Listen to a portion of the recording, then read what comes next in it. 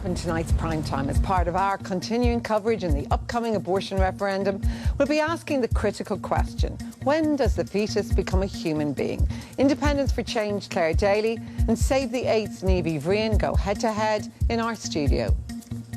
Also, tensions mount in Gaza as Palestinians begin to bury their 60 dead. Israel says it was defending its borders. Critics call it a licence to kill.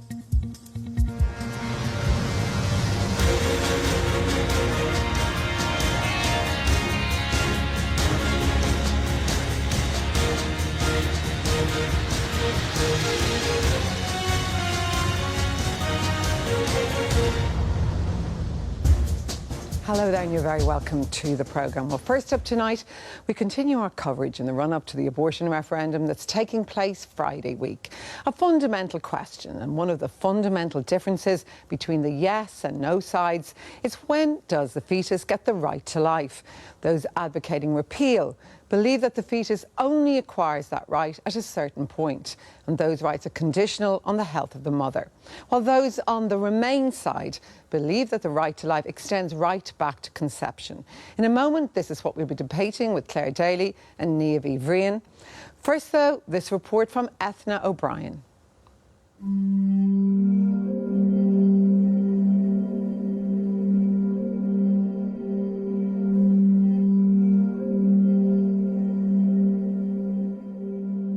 The forthcoming referendum raises profound issues of life and death, right and wrong, human relationships and the nature of society.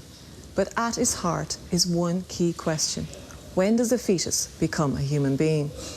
It's a question that people have grappled with for centuries, but as science has moved from manuscript to microscope, we now know more about the fetus in the womb than ever before. For some people, the key moment after which human life must be protected comes at conception. When the embryo is about 5 days old, it is implanted in the womb. At that stage, it's the size of a poppy seed.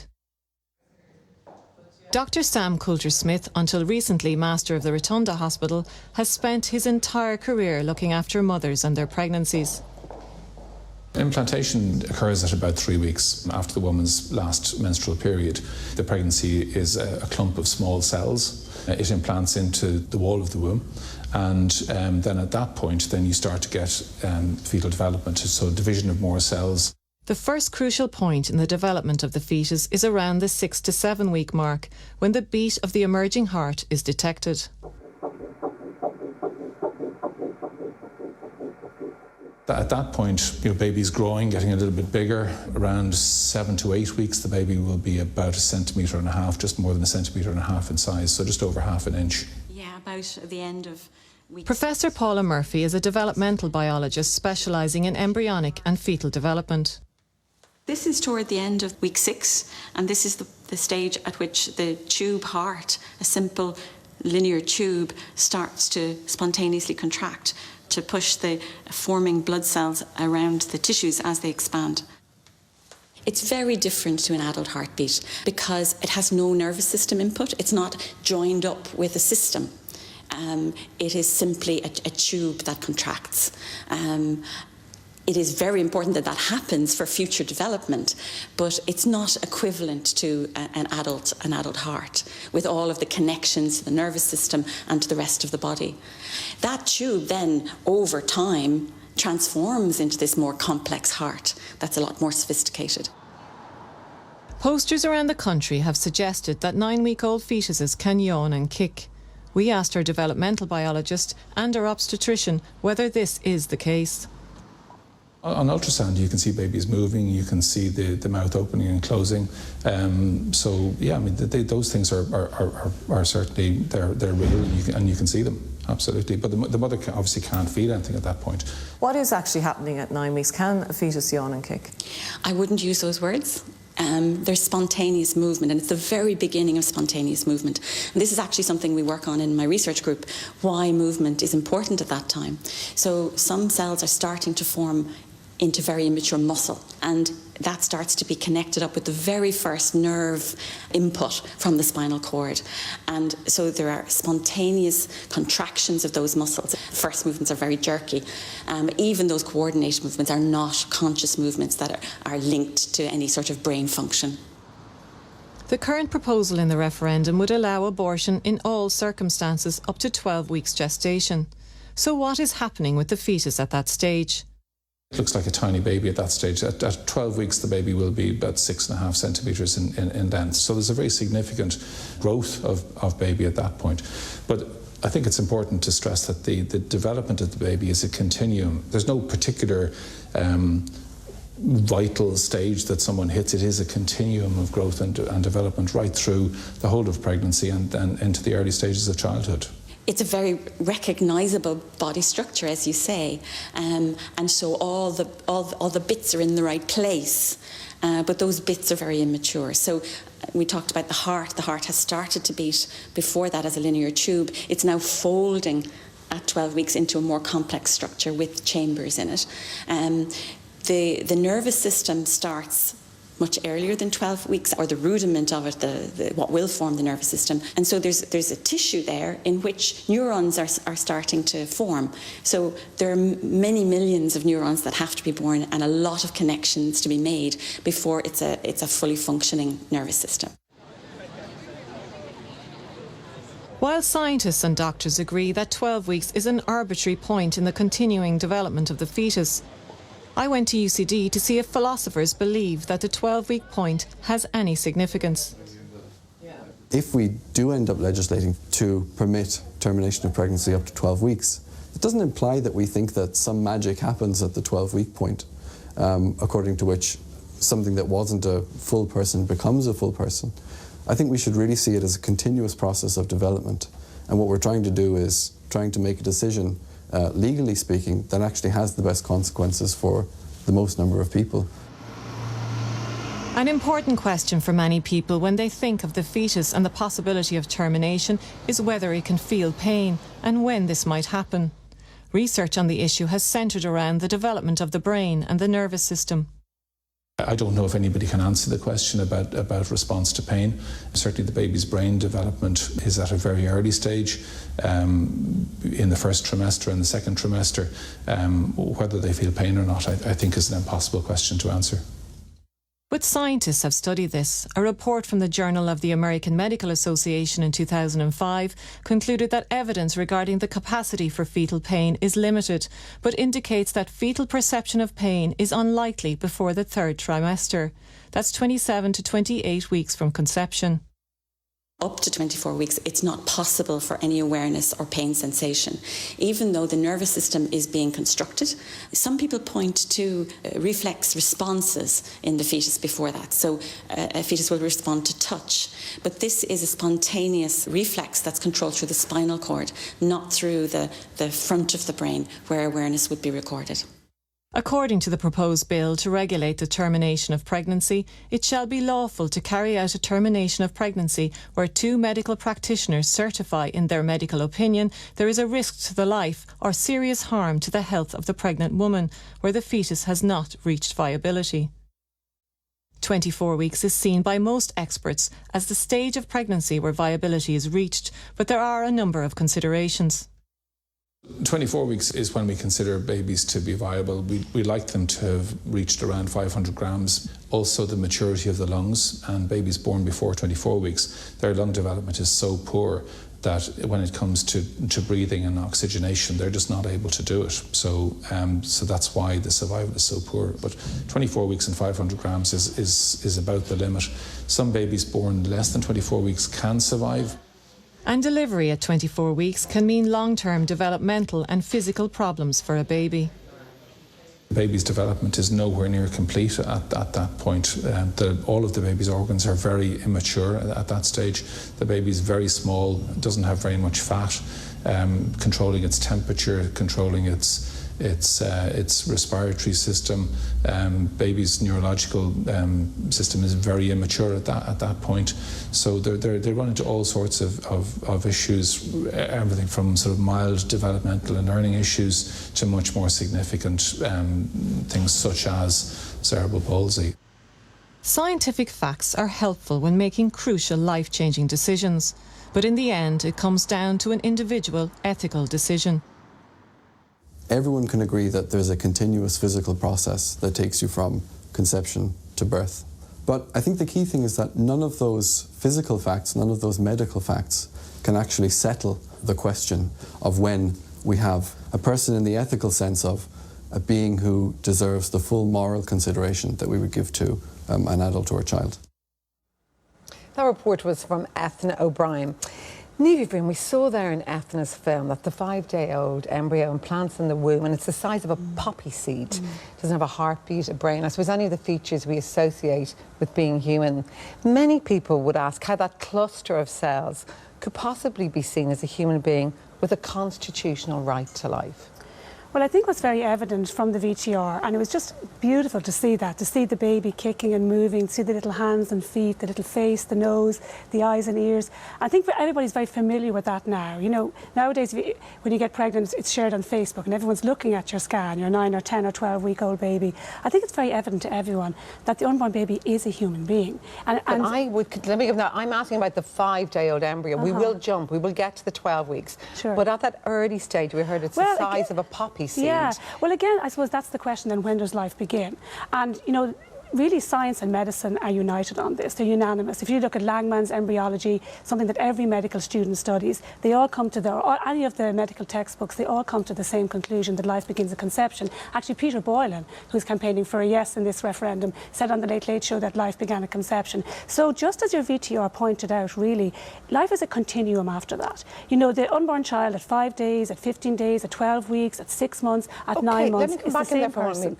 But we're talking here about, I suppose, when it becomes a human being, when it's a fetus, when it becomes a human being. Do you make no distinction between a 5-day embryo and a 24-week-old Well, fetus? Here's why I don't, because when do we become a human being? Like, you were once an embryo, Miriam, so was Claire, so was I. We were all once a fetus in the womb. We were all once, it just means little one. And we were all that little person struggling to come into the world, fighting for our right to life. And we were all protected by the 8th Amendment. And I think that that is something that is at the heart of this debate. We are only debating the right to life of unborn children because they are too tiny and defenceless to speak for themselves. One more question. And I think that...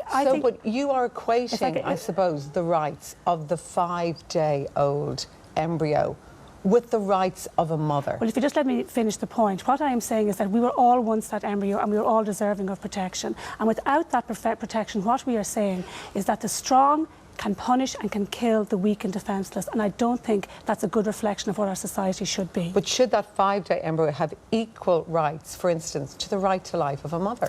But I don't think their right to life comes into conflict. And that's a key point in this referendum. You know, abortion campaigners kind of pit women against unborn children. But in reality, that's not the case. Our laws should protect both of them, and it can protect both of them. Claire Daly, first of all, react to that point there.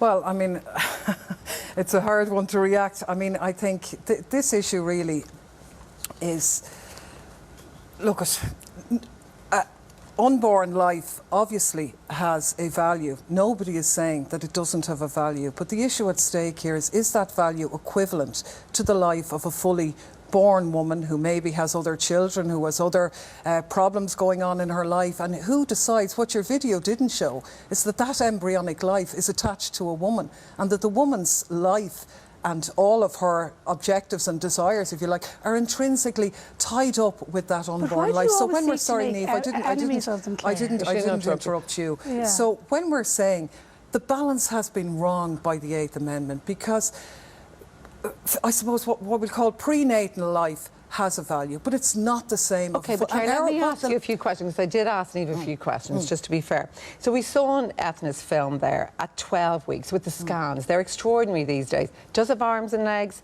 It's like a tiny human being. It does have a heartbeat. If it has the essential features of a human being, Surely it is a human being. But I think she explained very, very clearly that it doesn't have the senses of a fully fledged human. It can't survive without its mother. It cannot But newborn survive babies can't survive without their mothers either. We need to look after them. They are viable, independent lives. So the issue is somewhat abstracted, if you like, because it cannot be separated from the woman who is carrying it. And what's your alternative? If I can finish the point. So if we look at an embryo or a fetus separate to the woman who's carrying it, and we recognise in many very real instances where a woman faces catastrophic difficulties with her health, with her life, maybe with her finances, she could be in an abusive relationship, and she feels she cannot continue with that pregnancy. If you're saying that her rights are equal to a fetus that's incapable of surviving without her, what do you do for her? Do you say that she's forced to continue with that pregnancy? Okay, just before bringing even, when then, Claire Daly, is the precise moment you believe the fetus becomes a human being with the right to life of its own? Well, I suppose international human rights law would recognise that upon birth, the law kicks in on birth, but it's not so up to me. 40 No, weeks. but let's look. It's not up to me to decide. There is no agreement. You're a legislator. There is no agreement in society or amongst the people out there. Please let me finish the point. I told I was going to come in there. So can I just say, let Niamh come back in there. Can I just say, I think it is extraordinary to hear anybody, let alone a legislator, say that the baby does not have a right until they are born. I think that is deeply shocking for most Irish people who are listening to that. And I think most Irish people would also be deeply shocked if they realised that in this bill that Simon Harris has put forward, Head 4 allows for abortion right up to viability, allows the baby to be killed right up to viability. I think that is deeply and profoundly shocking. And let me say this. It is wrong to try to pit women against their babies. What the law should do is to protect both of them. And I think it's very strange, Claire, that as a socialist you are coming in here to defend Fine Gael's bill, which says to women that if they're in an economic crisis, we won't help you. We won't give you the support you need. I'm going to let Claire back in, but I want you talking. That's not a good solution. You're talking there about balancing rights. So let's say we take the 12-week-old fetus, and we've all seen scans of our own babies' arms and legs, very emotional. But you do have to balance rights here. So how do you balance that right with the right of a 14-year-old girl who's raped, who's distraught at being raped, Niamh, and wants to terminate? How do you balance that right with the right of the 12-week-old fetus? Absolutely, and they are difficult cases, and I know people who have been in those very difficult cases, and I know one person in particular who was brought by the state for an abortion when she was 13, and who now says that abortion caused her more damage than the rape. But say it's a 14-year-old who wants to terminate. You asked me to discuss the case, Miriam, so I'm doing that. But let me say this, this bill is not about that. This bill is about this bill, but this bill is about legalising abortion for any reason at all.